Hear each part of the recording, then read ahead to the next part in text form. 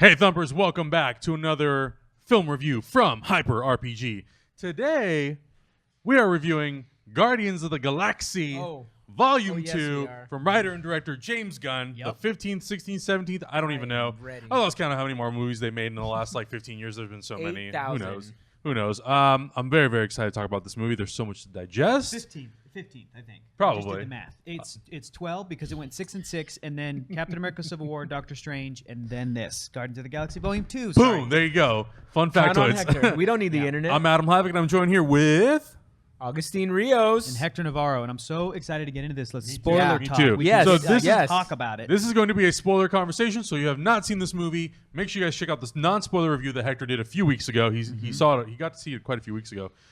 He did a non-spoiler review, very, very eloquent, very well done. Some people, I really. Some people were a little bit salty, but there was a lot of good comments about I think I got hit up on Twitter. Somebody didn't even watch that video until they went and saw the movie still, but they were still like, "Hey, good job." It it didn't. Well, I think people forget the fact that when you're reviewing a movie, sometimes it's really hard to give a lot of context because you fall into that category of potentially spoiling the movie. Sure, yeah, and that's the thing that we don't want to do. We don't want to spoil the movie with a non-spoiler review. We want to give you just enough to kind of give you a first impression of how you feel about the movie, and then we'll go back, we'll do a spoiler review, and then we can really get into the movie. Absolutely. I've seen the movie twice. How many times have you guys seen the movie? Saw it once. One time.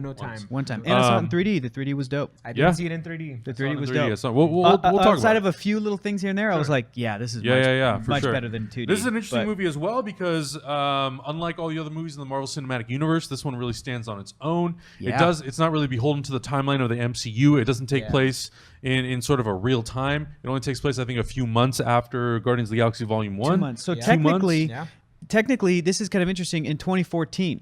Yeah. So the movie takes place in 2014. Yeah. Because the first Guardians of the Galaxy came out in 2014. August. And in the beginning of the movie, they start you in Missouri, 1980, with a young Kurt Russell, with a lot of makeup and a lot of CG. It looks great. And Meredith Quill. Yep. And then it cuts to 34 years later.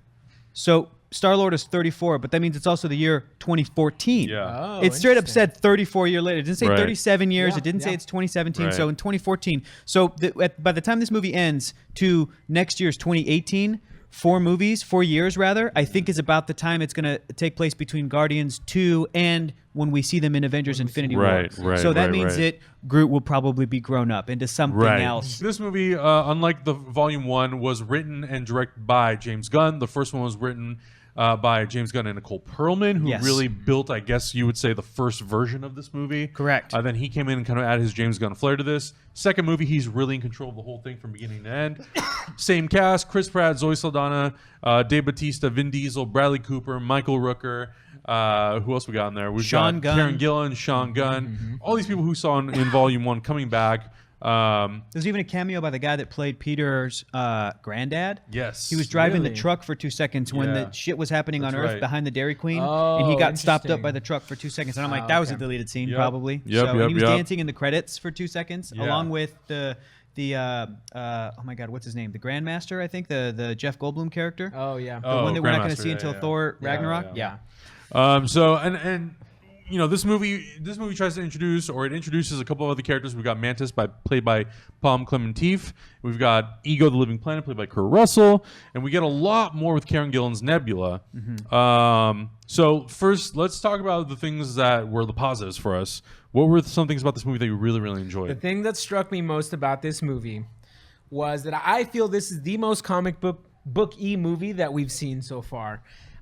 From Marvel or just in general? Just in general. It's super comic and that's booky. only because, so the opening sequence, we get Baby Groot dancing around. And yes, it is a Marvel comic booky thing, and it is like a dance sequence. Tell us why. There was so much going on that it was kind of hard to pay attention. Great. But at the same time, I think about it in my head. When I was a kid reading comic books, I didn't imagine the fights being this perfectly choreographed fight. There was stuff happening, explosions happening, things were going wrong, things were going right. And that was really exemplified for me in the very last fight too, with Ego inside the core of the planet. Right. There was so much going on, and it it was kind of chaotic, and at times it was a little hard to follow. But that's not necessarily a bad thing because they ended up tying the strings together. But I loved when they were flying around and shooting their blasters, and like Rocket looked like such a badass flying through the air, like in his little with his big old gun, and then like you got Groot going down into the core of the planet, and you got Peter fighting with Ego. One of my favorite Rocket moments was in the middle of the movie when the Ravagers attack and they like corner him. He's like, "Not so tough without your guns, huh?" And he just leaps at him like a raccoon and beats the shit out of the guy. Oh, it's like Rocket's such a great character. So I really enjoyed this movie for the fact that they really owned. They were, first of all, they were unapologetic about the CG. Right. The CG was out of this world. The colors were out of this world. But Beautiful they really colors. owned everything. They owned the CG. They owned the fact that they were a comic book movie. They owned their characters. I had a few issues with the characters, but we'll get on that later. But overall, I enjoyed the movie. Cosmic comic booky. Yes, like exactly. the first world and tone that like the Guardians of the Galaxy, the first one established. Marvel's leaning into it so hard with this one, and they're probably going to lean into it with as much as it's going to take space in Thor Ragnarok. And it's like going forward from now on. Anytime we go into space, it's going to look like Guardians. It's going to be colorful, it's and then when they're zipping through when they're like jumping, that's right. But Their even faces then, were like going crazy. we jumped past the Watchers and Stan Lee, and that to me, that moment was like I had a chance to see the movie before. I went to go talk to James Gunn, and I sat down and asked him a couple questions. But I told him before I sat down, I walked in, I'm like, I'm sorry, this is going to be a spoiler for everybody that's in this room if you guys haven't seen it yet. And as I was sitting down, I was like, James, the Watchers, you put the Watchers in this, and he was like, oh yeah, and I'm like, people are gonna freak out. It's so cool, it's so awesome, and it's so Marvel, and it's so cosmic, and it's so it's especially Stan Lee and Jack Kirby, and so much of the rest of the Guardians of the Galaxy, including the original Guardians that kind of make appearances in this, played by Sly Stallone, and Michael Rosenbaum was Martinex, the sort of diamond guy that you couldn't tell that was him. Michelle Yeoh shows up at the end, and Ving Rhames is Charlie 27. Those are like the original Guardians of the Galaxy from the comics, and that's very Jim Starlin. That's very like 70s and 80s Marvel. So it was just such a beautiful like love letter to the space side of Marvel. Even having Ego the planet in this, Ego the Living Planet, which is one of the craziest, kookiest, fucking stupidest ideas in comics. And they did it beautifully. But then they'll also make fun of other stuff in Marvel where he's like, your name's Taserface, and they make fun of that. It's like, I can't believe it's a day for dumb names. Like they do both. They love the silliness, but they also know when to make fun of it so that the audience is on your side and you can kind of buy it. But it's so cosmic. Another thing that I love is the fact that they took a concept like the Celestials and Ego the Living Planet and made it digestible to people. I know. Because if I would have jumped into a comic book with Ego the Living Planet and just jumped into a storyline, I would have been confused as shit. Totally. They did such a good job. I can try to explain something like Ego, the Living Planet, to like people, friends of mine, loved ones that don't read comics, and it's stupid. But it's like, just sit down and watch Guardians of the Galaxy Volume 2, and they're like, oh, okay, I get what this character is about. It's digestible. I agree. Yeah, I think the big highlights for me, I think visually, it's very much embracing what a comic book is. It definitely plays with a lot of tones. It plays with, and color-wise, like it's a really big range of colors in the palette itself. I think a lot of that has to do with the fact I think Marvel, for the most part, has been shooting all their stuff on the Arri Alexa. And for this movie, I don't know if this is the first or maybe it's one of the first. They've been shooting this on the Red. I think it's the Red Weapon, which is Red's new 8K camera, which, if you know anything about those red cameras, they very much suck up reds and oranges and yellows, like those sort of tones. And I think in this movie, they really went for it. They really took the color and they went full blast with it. Just full LSD. Exactly. And but I think there's a drive. Yeah, exactly. but I think to your guys' point, I think it works for this sort of a world because it does take place in outer space. It takes place in places that we have never, Space is an interesting thing because space is so uncharted. We don't know really what it looks like. We only have references. But of all the references that you look at of space, it's very colorful, very vibrant. And I feel like they just kind of went like, you know what? Let's just embrace this full thing. And I think you're right when you say that every time the MCU goes into the cosmic world, every time we go into deep space, it'll be very different. It'll be more light. The tone will be a little more lighthearted. We'll have a little bit more fun, and we're really going to embrace the palette of what this is because it's so ridiculous and it's so out there. And I think that's what really makes the movie strong. I think the performances are really strong. I think Chris Pratt's performance alongside Kurt Russell's as Ego the Living Planet, he sells it. They do a good job. They have such a really good bond, and I think they work so well together. And I know a lot of people have been complaining that Guardians of the Galaxy is a story about a team, and this movie feels like it's more about Star-Lord's story, where I feel like the first movie is very much the introduction of Star-Lord and the entire team. You get a sense of what his story is. Then we spend so much time focused on the team. And then we kind of end that movie off of like more of like on Star-Lord's note, where it's like, what's next for Star-Lord? Because this like, movie, my dad's not a human. exactly. Right, This movie right. picks it up, runs with it, deals with it. You know, for me, I do have some issues with how they dealt with it, but they do deal with it. But it still, to some extent, feels like it's a team story because you still have Drax, Gamora, Rocket, and Groot. They still have integral parts to the story. Right. But I love the opening. I thought the opening of the movie was so strong. James Gunn said that the first movie is about a group of people becoming a family, and the Yes. second movie is about them being a family. And I Makes think that sense, that's yeah. 100% accurate. Yeah. And, you know, there was some characters you can look at, probably the most Gamora and Nebula as characters that get a little short-sighted Sure. in this movie. But having I said thought when that, they were together, I they thought were their great. moments worked really, really I well. really liked the sister relationship. Yes, I felt like really more liked so it. than the first movie, and I feel like it just wasn't necessarily most appropriate for the first movie because the first movie dealt with something else. It was about becoming Yeah, family. that's a good point. Whereas this second movie was very much about like how do we deal with being a family, and I love the fact that Nebula and Gamora had so much tension in this movie that they really had to figure out.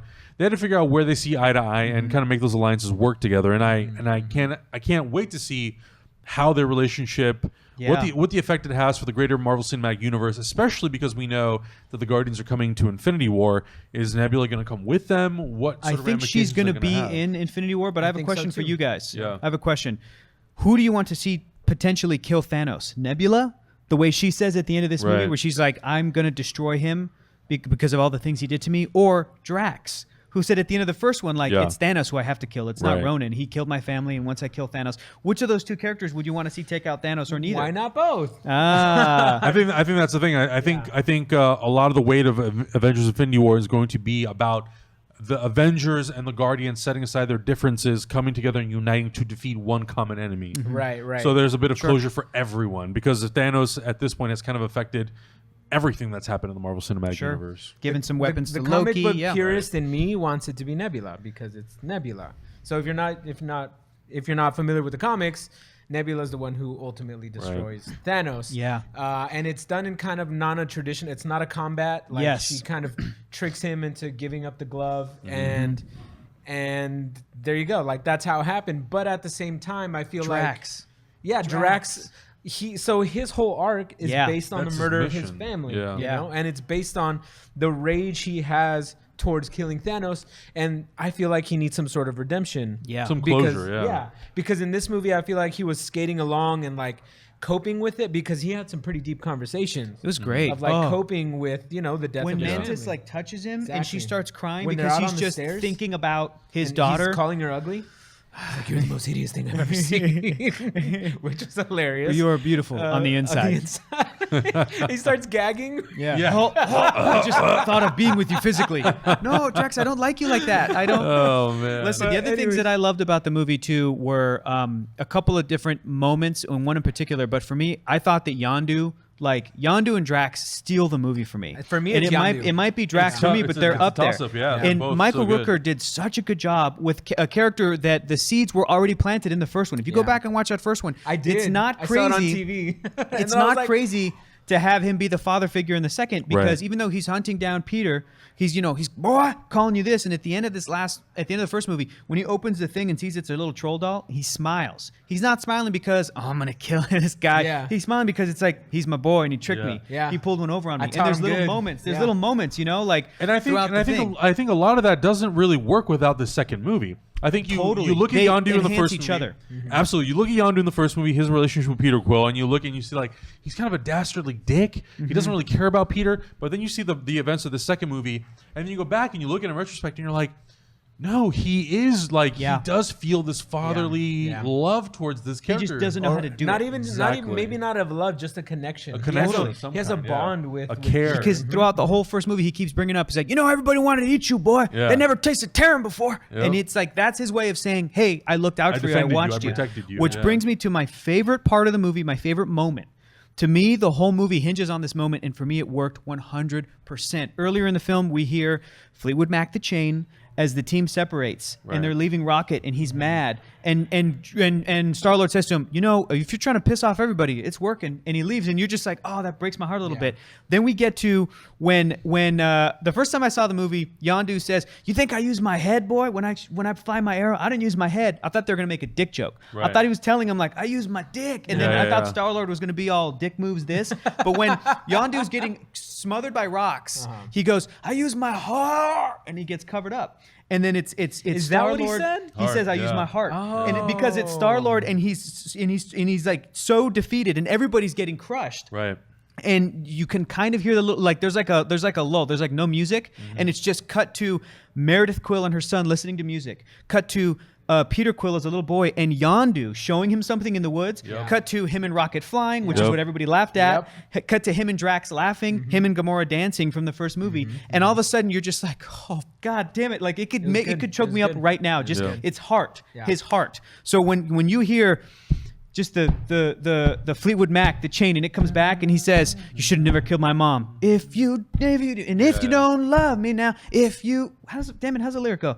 If you don't, there it is. If you don't love me now," and he just flies at him, "You'll never love me again." And he's just trying to kill his own father. And he turns into Pac-Man, but he just goes full DBZ on him. Collecting rocks and just becoming full Star-Lord. To me, it reminded me of Avatar. It was Avatar. It was Avatar. It was rock bending totally and Avatar. earth bending. Exactly. But that moment for me chills because I love Fleetwood Mac. It makes me think about my dad.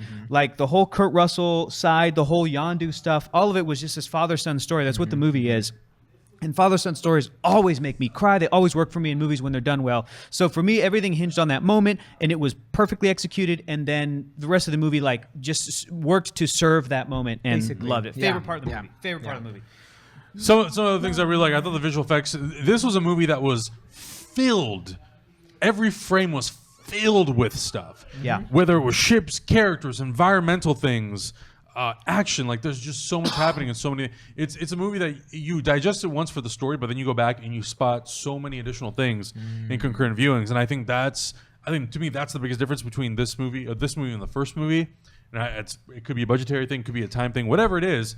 I think it allows you to sit there and really look at the movie and be like, wow, James Gunn really wanted every single shot to have a purpose, and it makes it seem like he really wanted every single element in the shot to also have some sort of a purpose. I mean, when Aisha is chasing the Guardians, and they have those pods that they're in, that's like video game style, and they're chasing them. It's like it's so rich, with color, and it's so rich with just like action and all these things that are happening. It's pretty impressive. It was the very first opening scene.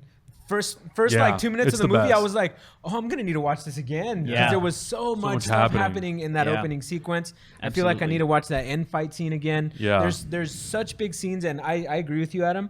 Usually, I'm not a big fan of having super CG, like a super CG heavy movie, but these guys are unapologetic about it. They're like, we're a comic book movie. We need this. We're gonna do this, and they did it in their own style. They didn't really try to make it super photorealistic. Absolutely. Everything was stylized. Everything had its own twist. Everything was vibrant. Everything felt alive. Another great fight to rewatch over and over again is Yondu and Rocket and Baby Groot versus the Ravagers.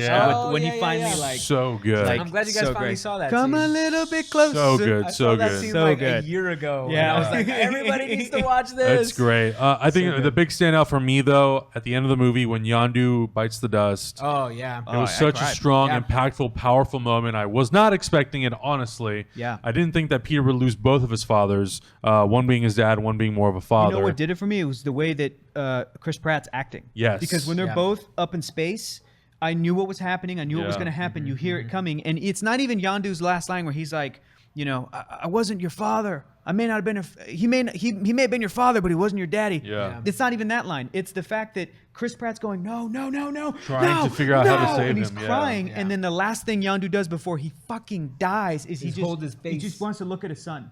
He just wants to look at his son, like, he says something along the lines of like, "Sorry, I did everything wrong, but I'm glad you were my boy," or something like that. Just. That was the best part of the movie. Yeah, and to me, it's like when we're talking about, and there was a lot of discussion between like Drax and Yondu, who kind of steals the movie. For some things, Drax, but I think for the big, heavy emotional impact, up until that point, the movie to me, obviously it goes up and down, but for the most part, in that sequence, that third act, it's pretty comical. You get to that point, and all of a sudden it switches. Like it does a complete 180, and I wasn't kind of expecting it, and it hit me emotionally, and I didn't think it would because of how funny it had been up until that point.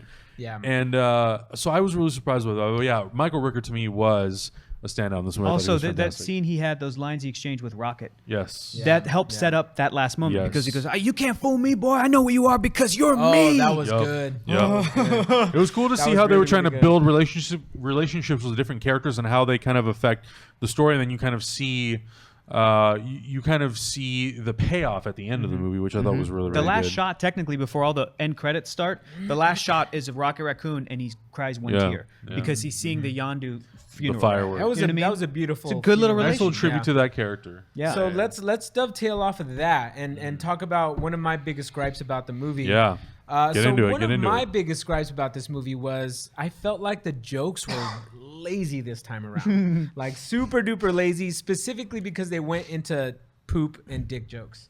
As soon as I heard that, I was like, come on, guys. Because Guardians 1, the writing was it smart. won't be my turn. It'll be Drax's turn. And I take famously giant turds or something like that. Something like that. Right. Funny joke would have worked anywhere else, Right. but I feel like the jokes were They're lazily definitely written. they're hit and miss for me. Oh, yeah. When they Yeah. hit, they're so fucking Right. funny. I was listening so to the funny. audience as we were watching the movie, and it was just pockets of people laughing. Yes. It wasn't like the whole theater was like, Agreed. "Oh, this is funny."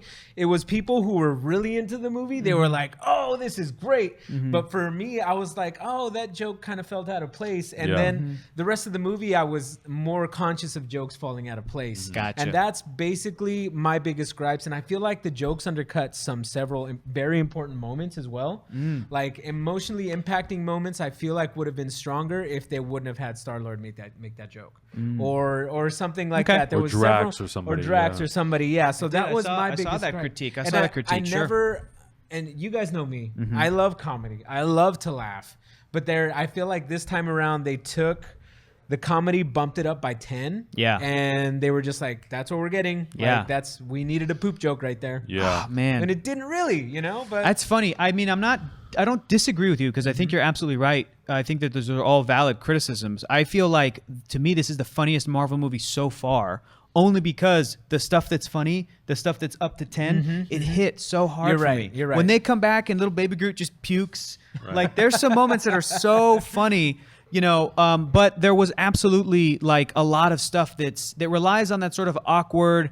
A lot of Guardians of the Galaxy humor is let's have an awkward conversation in an intense situation. Yeah. And that's kind of what we do. Like, is this really the best time to be having this conversation right now? You're looking for a piece of tape. Like, ha ha ha. That's kind of Guardians. That's their Right. MO. And sometimes for me it works, and other times it's like, okay, guys, yeah, we got it. We're having an awkward conversation. tape joke Right. was way We're too all long. very Tape joke, It's, yeah. Way it's too a, long. it's a tricky balance between what they're trying to do, and sometimes what they do is they try to have like conversations and exchanges between characters that like they try to make you think this is how you would talk if you were up in space and you were on a Right. spaceship. You know what I mean? Like having these little funny side conversations that you don't normally see in science fiction movies. You wouldn't see something like this in a Star Wars Right. or a Star Trek or some kind of fun, action adventure movie. You wouldn't even see something like this in a Captain America movie. You might see something like that in Ant-Man. But you would not see that type of conversation or that type of awkward, almost like The Office style humor, Right, Parks and right, Recreation a little bit. I mean, that's where Chris Pratt came from. Yeah.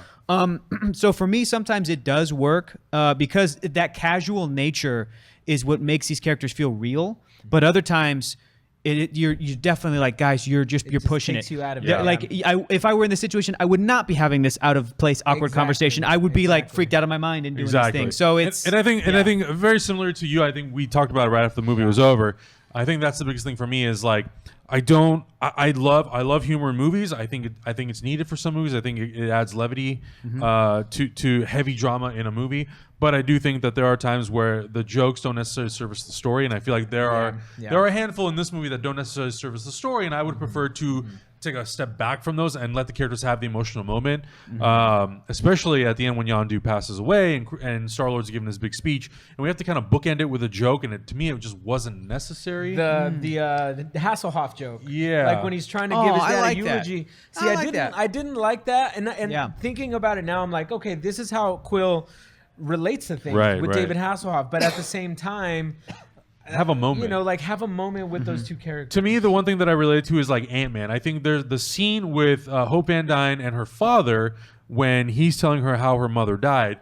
It's a beautifully emotional, deep moment between her and her father. And then Paul Rudd has to come in and like that was awesome. That was make great. it a joke. And I'm like, Great. I'm gonna get some coffee. Yeah. yeah, and it's like it's funny, but I didn't need it in order for me to somehow be removed from the dramatic tension of the movie. Sure. I can do it on my own, and I can do it because of whatever the next thing that follows. I also think that there's a reluctance for the filmmakers, and also on the audience side. Yeah. There's a reluctance from the audience to kind of buy into those emotional moments and to sort of sit in a PG-13 Marvel movie and, let's say, cry. Because one thing I've noticed is that whenever those types of moments happen in these types of movies, not just from Marvel, but from every company and every studio, when there's an emotional thing, I feel like audiences we're almost kind of holding our breath. And I observed it the second time I watched it just last night, where probably during the Peter Quill eulogy, I think audiences are waiting for a release. They're waiting for this moment of levity, so that if one small joke is made, audience members go because the whole time up to the moment they're kind of like they're kind of doing this. And so I think that there's a thinking that like filmmakers feel like they put those in there to relieve the audience of feeling that. And there's also a thinking, I think, on the audience side that because honestly, those jokes by themselves, or if you watch a movie a second or third time, those jokes are not that funny. They're not as funny as the first time you see it and the first time you're in that moment and in that emotion. It's not expected. Because now you know what the emotion is and you're resting and you're like, okay, Yondu just died. This is so sad. You hear the joke again. You're not going to go. You're not going to have this like release the way that audiences do when you're in a crowded theater and not at home because you know what's coming. So, I think that there's I think that audiences for these types of movies tend to expect that stuff, and they'll make, when you see a movie like this with a crowded audience, they'll make something that's not that funny seem like it's funnier because they're laughing more. But if you watch that shit at home, especially for a movie you've seen second or third time, it won't hopefully wouldn't take you out as much. Like it's just kind of. And I think that's the big difference between Volume 2 and Volume 1. Whereas when I rewatched Volume 1, I felt like I was still having a good time and still laughing for the most part at the same things I laughed with the first time I saw it. Maybe not as big and bombastic, but I still laughed at it.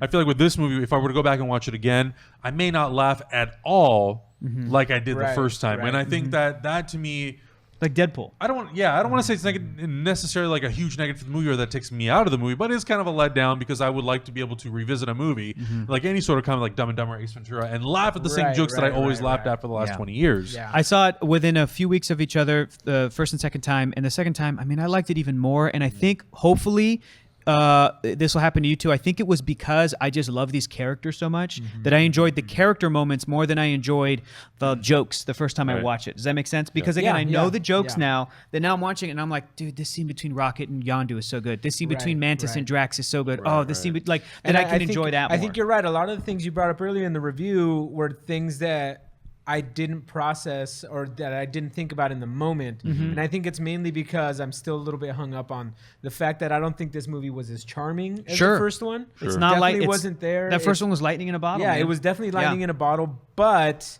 I feel like maybe on a second watch, I'd be more apologetic about the jokes because I know they're coming, and really focus on the core character moments because we know James Gunn's good for that. And maybe knowing those jokes going into it the second time, you may kind of reevaluate those jokes based on what your perception of the movie is the second time. Exactly. And maybe you'll look at it again and you'll be like, actually, it is a little bit funnier than I thought it is. Or you'll be like, no, it actually doesn't work just as much as I thought. I love the joke at the end where they're getting everybody up to the planet and Peter Quill or somebody's like, Drax, you got to get Mantis up to the top. And the thing comes up and he just starts flying and goes, my nipples.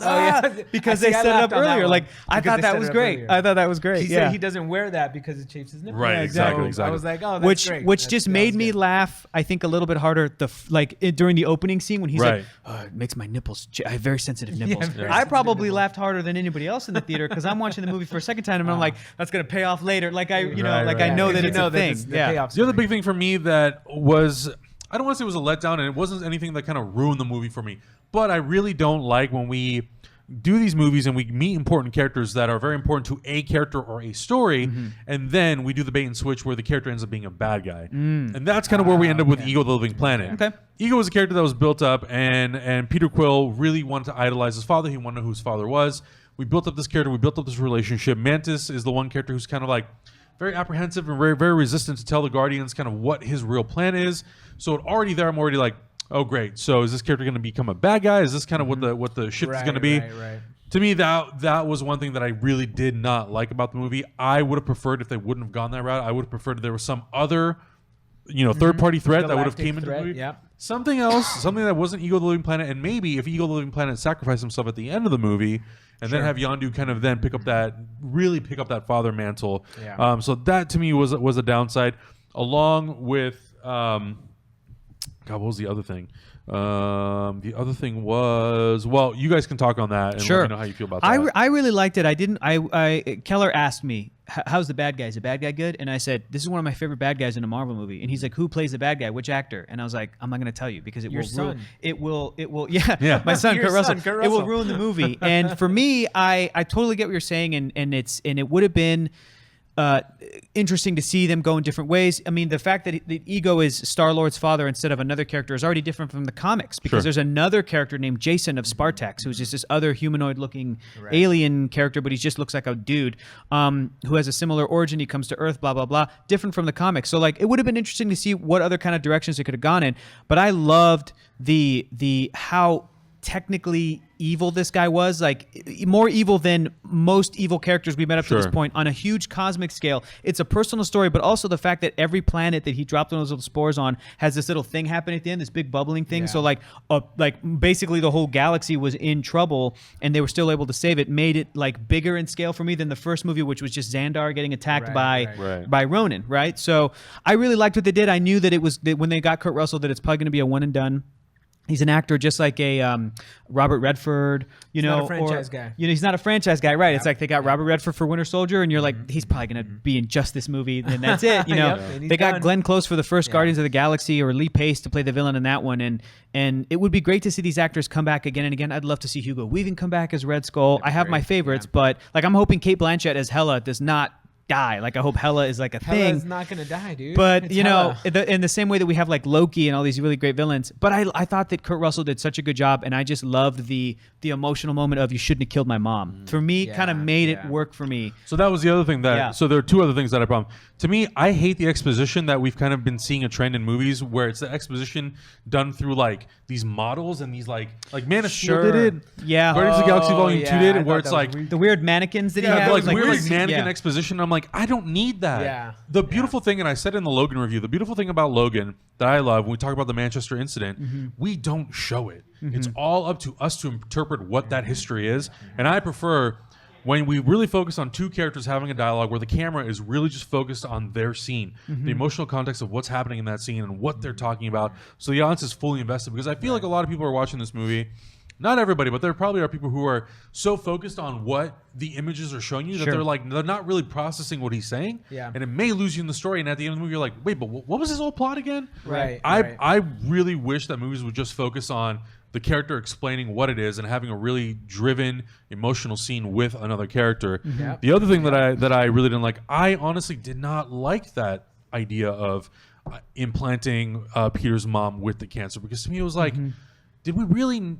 It felt to me like they were doing it only to service the story. It wasn't really driven by anything other than we need to have it in there. It needs to be a convenience for Peter to turn against Ego, or for those two characters to really have something to battle over. So you're saying that like Peter's mom could have still gotten cancer, but just not had a brain tumor put in her head. Like it didn't feel authentic to me. Okay. Sure. Okay, I see what you're saying, Adam. I think I sat on the side of Hector only because I feel like in order to have such a crazy character like Ego work, you need to have some stories just given. Like you need to have some elements. Some elements are going to suffer because you have such a crazy concept with the planet. Like when have we had a living planet besides Unicron? Be in movies, like the big Transformer guy that's coming up. So I see both your sides of stories. I wish they would have been a little bit more creative, which is where I think you're going. Like they would have been more creative with maybe the storyline, maybe the things that happen, maybe shown some of that stuff in the flashback. We had Kurt Russell at the beginning, a young CG sort of makeup Kurt Russell. What if we had the breakup scene there? What if they had the scene where he left the planet and he doesn't come back, or he does this thing? Dude, and then puts a little tumor, we don't even need that. Look at John Bernthal. Daredevil, dude. Yeah. We got so much emotion from him just His looking. monologue. Just all dialogue. All face acting. Yeah. That was great. I agree with you, Adam, except for one thing. I agree that it could have been a conversation between two characters where where Ego's explaining who he is, what he is, blah, blah, blah, blah, without the sort of, what are those called? Like, they're not context called. No, when like for school projects, diorama. Thank you. Without his That's like what I was looking his for. dioramas, Yeah. except for there was one diorama that was my favorite, where it was just him. Copies of him with every alien species, which I'm like, I feel like the only reason they did visuals is because something was like, this is so funny, we should just put this in. We need to do this for the rest if they could if they found a way to do that, but still have a visual of like a young Kurt Russell with that red jacket, like getting smooched on by every female alien, so ridiculous. Alien planet. So I agree with you on that, Adam. Though that the diorama thing was very distracting. Yeah, because I know I said I love the CG-ness of it, but I couldn't tell what that was. I couldn't tell if it was plastic, if it was like a liquid, if it was. Right. But it's just clearly computer generated. Yeah, of course, right. But I think they were trying to mimic marble and have them be like moving marble statues. Right. Yeah. And I'm like, that are colored, so look plastic and weird. Right. So it all just ended up looking plastic, like hot mobile plastic. Yeah. How do you guys feel about the soundtrack? Now, this is a very different soundtrack. I feel like from the first movie. Very different. It's not as poppy as the other one. Definitely not as funky. I love the first one because it was just funky. It's so danceable. Every track is so danceable. But then again, I didn't pay attention to the lyrics, and I have a feeling, Hector, you paid attention to the lyrics, and you brought it to my attention that the lyrics are probably more heavy. Probably mean a lot more to this movie than they did before. Right. So the movies, some are music fun. Doesn't catch you, but I think you have to pay more attention. Some are fun, like "Come a little bit closer, you're my kind of man, so big and so strong." Well, actually, that kind of fits with Yondu a little bit. Right. Shit. Dude, I think it was Screen Junkies News. It said that there were two songs that really hit on what the themes are. The first one is Fleetwood Mac's "The Chain," right? That for that one moment where that happens. The second one, I think, is "Brandy." The song that Kurt Russell like breaks down. He goes, this song's about us, Peter. You're a fine girl. What a good wife you would be. But my love, my life, my lady is the sea. And so I think that the way that song thematically plays into the movie was perfect. Yeah. The fact that it's in the flashback and that Meredith Quill knows every word to the songs, and he and Ego says that about Meredith later. He's like, she knew every word to every pop song on the radio, and you're like, that's where Peter gets it from. That's where he gets his. Even though he spent 8 years or however long, 10 years, 9 years with her on Earth until she died, and it was 1989, he got zipped up.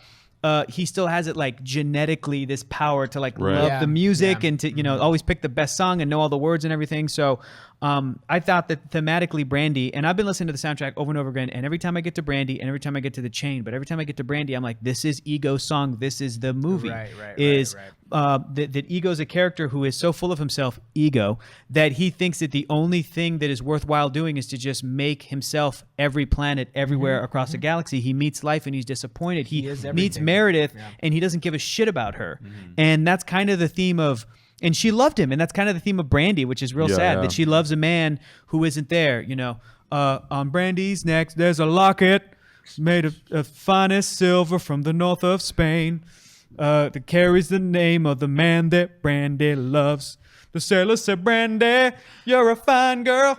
What a good wife you could be. But my life, my love, and my You're coming to karaoke on Saturday, right? Oh, of course. Okay. I'm going to do Brandy for karaoke. It's going to be great. And the rest of the soundtrack is so great. There's such good stuff. I think for me, I think you're right. I think there are one or two songs that in the context of the movie, I think the lyrics have a lot stronger meaning than they did in the first movie. But I think overall as a soundtrack, I think Tyler Bates' score was something that stuck with me a lot more than what the soundtrack was. Whereas in the first movie, I love Tyler Bates' score for Guardians of the Galaxy Volume 1, but I thought the soundtrack for me stuck with me when I walked out of the theater. Yeah, I think you're right. And I think that was just mainly due to that maybe they thought a little bit more about their song choices.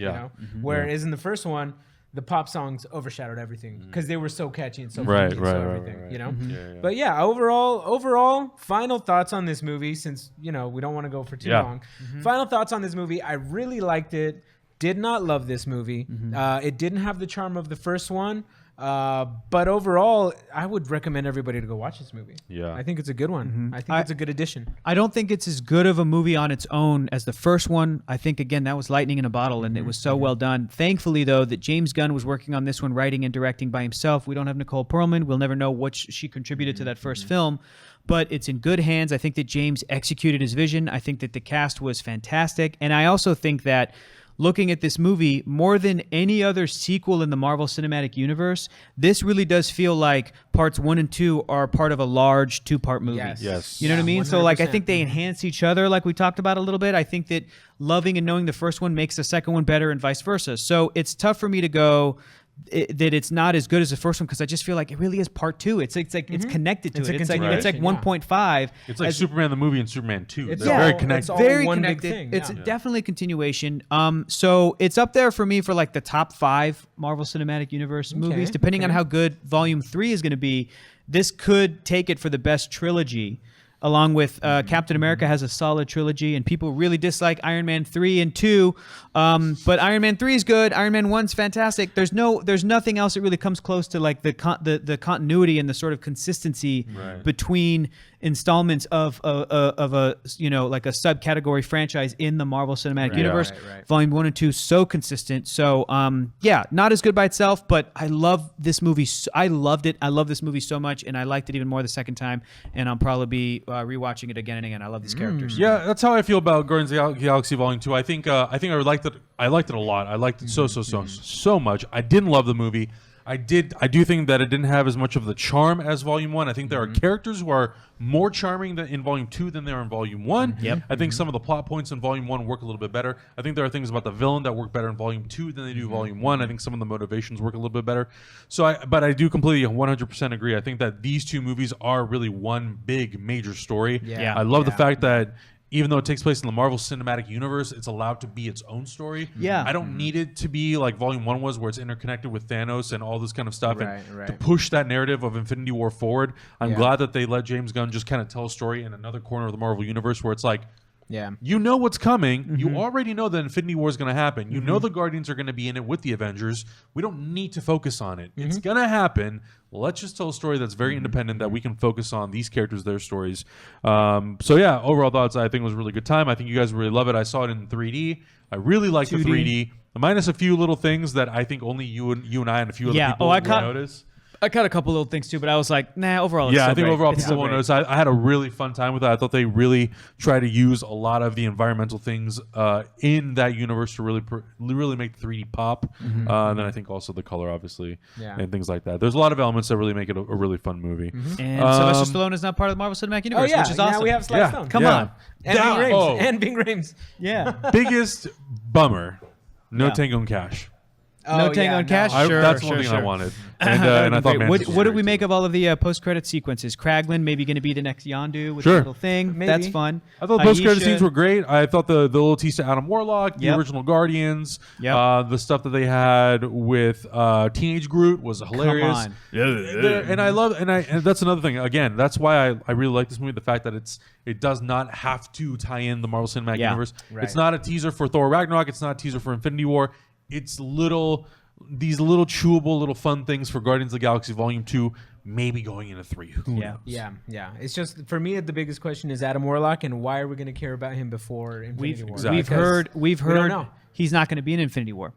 So James Gunn said that setup was just basically for Guardians Volume 3. 3. He was supposed to. interesting. He was Okay. supposed to be Well, in then 2. beautiful. He was supposed to be in 2. all my They couldn't questions. fit it in too many characters, so they're going to save him for 3. I have a feeling Doctor Strange is going to Yes. replace a That lot was of my Adam original Warlock's theory. Sure, I sure, remember. sure. Yeah. Yeah. I think you're going to be right. right. So Overall, great movie, guys. Check it out. Make sure you guys check it out. Let us know in the comments below what you thought about Guardians of the Galaxy Volume 2. Also want to remind you guys, we just started a Patreon. Patreon.com/HyperRPG. We're doing a whole lot of stuff. We've got a lot of different tiers that we offer. One of them being trailer reactions. If you guys donate to a certain tier, us and our friend Erica Ishii will do a trailer reaction customized just for you.